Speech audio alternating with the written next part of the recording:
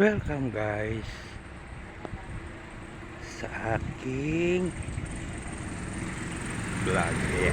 Ngayong araw na ito, adaling ko kayo dito sa Tagalog at ipapasyal ko kayo para makita nyo naman kung ano lang to, abstract stock. Temple ipapasyal ko kayo rito sa fishing area.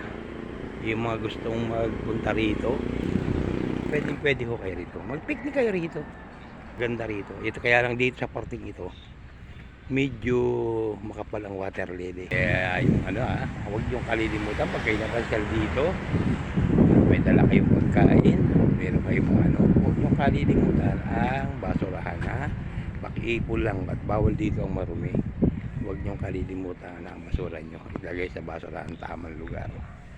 Kaya yung visitors area, mag-inquire lang kayo doon para kayo pamansing dito. Ayan, malaki doon sa kabila yung dulong yun, doon sa dulong yun, yun ang fishing area na malaki. Doon talaga may mga cottage, pwede kang sumakay sa bangka, mag-i-enjoy ka doon. Pa-special ko kayo doon maya maya, ayan guys, ayan nakita nyo naman ang ganda ng Tagalog, malinis, diba? Tagalog, gikwela kayo rito pag gusto nyo.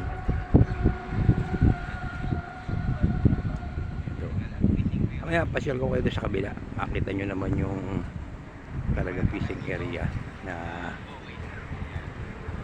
magandang pasyalan. Gusto nyo magdala kayo ng pamansing nyo, pero merong maarki ng pamansing doon.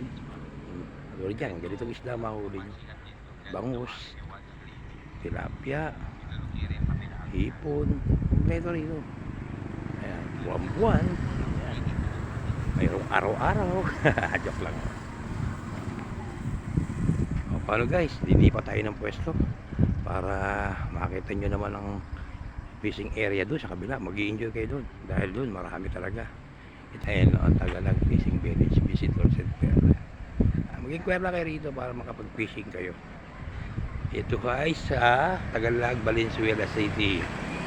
Lapit lang ito, magtanong-tanong lang kayo dyan. Pagdating nyo ng pulo, galing kayo monumento, diretso kayo, sakay na kayong pulo. Tapos pagbaba nyo ng pulo, sakay kayo ng tricycle, pumunta rito sa Tagalog. Kaya hatid na kayo rito. Sabihin nyo lang sa fishing area. Kita nyo guys, ang Tagalog Fishing Village. Sila may nagkakasikaso na yan. Kita nyo na, yan ang mga nagkakasiwa dito. Okay, Mayor Rex Gatchalian, shout out po sa inyo, Mayor. Paano guys, lilipat tayo ng pwesto. Eto guys, nandito na tayo sa fishing area. Ayan, may malaking pool, siyempre. Ito ang pinakapit ng fishing area. Pwede kayong mamangka rito, pwede kayong kumain dito dahil may mga cottage dito. Ayun, ang cottage sa banda ron, malayo-layo kasi malawak to. Ayun, sa dulo pa ron, malayo. Mag-i-enjoy kayo rito. Ito, may alimango rin pala rito. Kompleto rito guys. Yan lawak na ito ng Tagalog Fishing Area. Pwede dito mamangka. Ayan guys, i-video ko kayo rito. Pasyal ko kayo. Yun, hanggang dun sa dulo. Doon tayo galing kanina guys. Nandun yung kanilang visitors area. Yung may tower na yan, kita nyo naman siguro. Ganito kalawak to, hanggang doon pa sa dulong ito. Ayun ang kalawak, malayo pa, siguro mga 1 kilometers pa punta ron, baka hindi lang siguro. Kaya kung gusto nyo bisita sa inyo dito guys, punta siya lang kayo rito. Madali lang pumunta rito. Kahit okay lang, pagdating nyo ng pulo, ang galing kayo monumento, kung galing naman kayo Maracator, baba kayo ng Balanday, papuntahan pulo naman kayo. Kaya yung pulo sa kailangan tricycle, pahatid na lang kayo rito. Ayan guys. paano guys, napasyal ko na kayo rito sa Lawakan ng palaisdaan na ito. Yung gusto mamansing dito, gusto mong mag-relax dito, magpahangin sa umaga, pwede, available to lagi. Wala namang bayad dito. Kaya lang, siyempre doon sa mga cottage, medyo magbabayad kayo doon. Siyempre may ginasuts doon na may-ari. Kaya magbabayad kayo. Hindi naman gano'ng kalakihan.